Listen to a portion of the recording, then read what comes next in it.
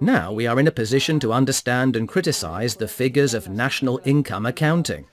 These figures are fraught with an enormous problem, namely that so-called national income figures, such as the gross domestic product, are not gross figures, even if that term is used to refer to them.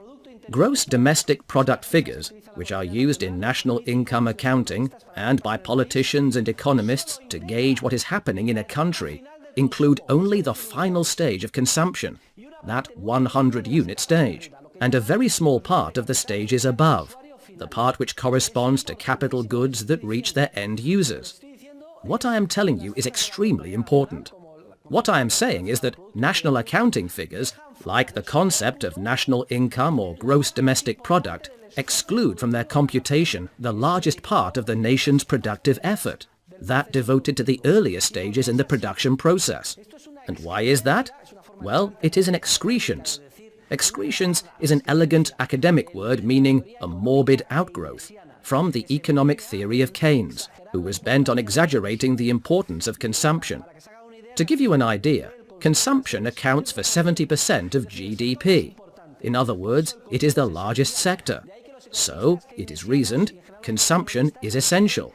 That is why Keynesian economists and macroeconomists in general believe that when things are going wrong, it is time to encourage consumption.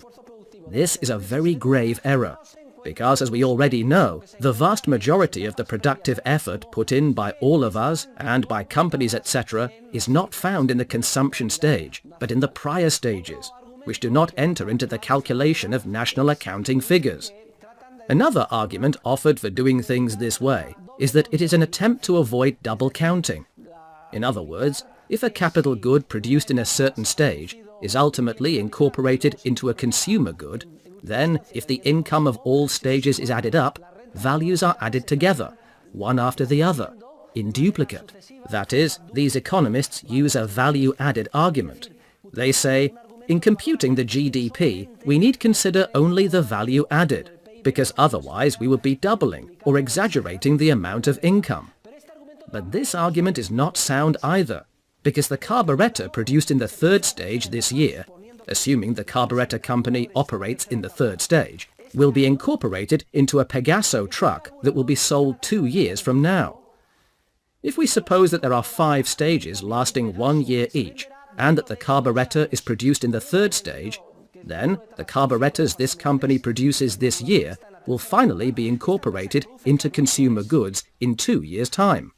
A Pegaso truck sold this year undoubtedly has a carburetor, but it is not one of those produced this year. Of course, the value of the Pegaso truck sold this year reflects the value of everything, the wheels, the carburetor, and all the rest. But the carburetor is not one of those produced this year. Those will end up in Pegaso trucks sold 2 years from now. Do you see? So the value-added argument is invalid. National accounting figures are misleading. At one stroke, they eliminate most of the human entrepreneurial effort which the country's workers put in. These figures concentrate solely on, and duly exaggerate the importance of, final consumption and the capital goods which reach the end user. Yesterday, when Jordi Franch-Parella was defending his doctoral dissertation, he compared the process of production with an iceberg. A person might focus only on the tip of the iceberg, which is above sea level, and say, that is consumption. Yes, but the social process of production is far more elaborate, and 4/5 of it is underwater and cannot be seen. The part underwater corresponds to the different stages further away from consumption.